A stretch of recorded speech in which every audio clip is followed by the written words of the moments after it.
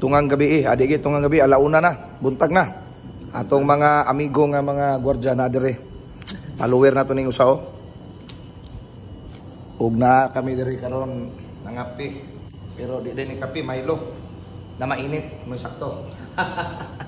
Dire oh.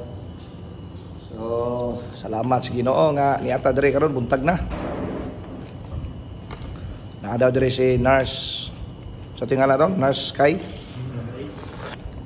Oh my God, kinay kantin nila dire 24/7. Security. Wapo inyong cancer, inyong trabaho security. Sa Bible ang security na nasa Ginoo. Our security is in Christ. Kanang mga dato kayo. Unya wala kailas Ginoo. Dayon gawas nga wa kaila, walay relationship sa Ginoo. Daghang ina security guard.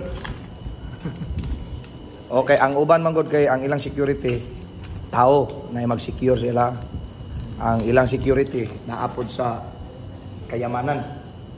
Pag nabit kay daghang kwarta mag-secure biya puno. Dayon og kanang daghan ka og mga batos. Di ko basta-basta matumba dali. Secured ba?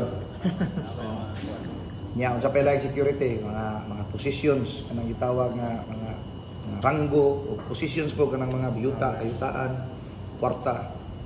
Pero sa Ginoo, ang atong security ang Ginoo gyud.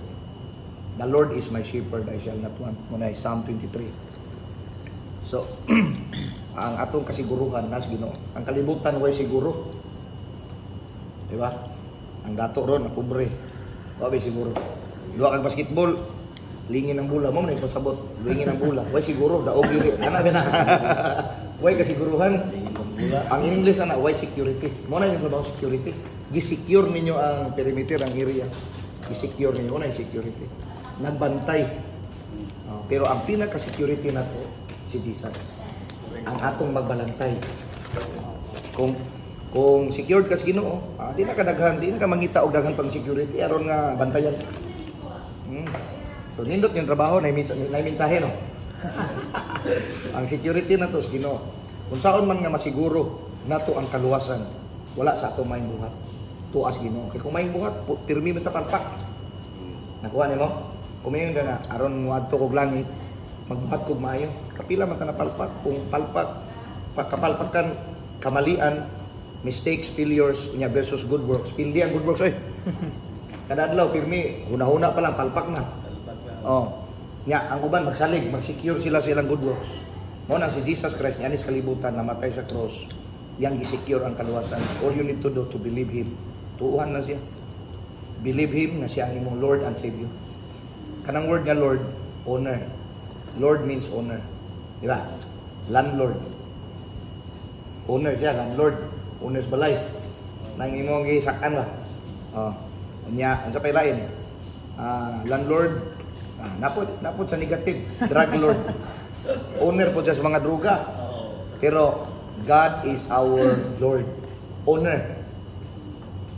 Ningon sa Bible, He is the Lord of Lords. Diba nahan Lords, gagmay nga Lords. So kita'y magkinabuhis ng kagalingon. Kita'y owner, usahay. Pero ang gusto ni Lord, siya ang atong owner.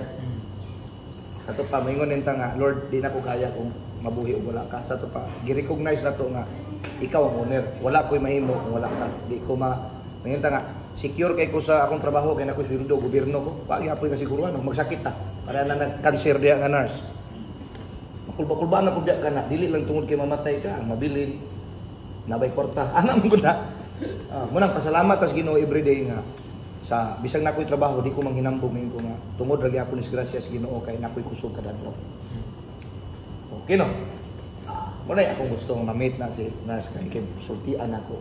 Tanan nga iyang ipangutan na kung kaya nang tubagon. Tubagon ako. Kay naraba ko nakitaan sa video, gitag siya ba? Kaya nga, di ko mangayo si Ginoo oy. Kay maulaw ko kay ako simba. Wrong nga mindset. Kung ako yang kaistorya, dili. Ang Ginoo para sa mga makasala. Di ba? Ako siyang taga-verse dayon. Mao di ay.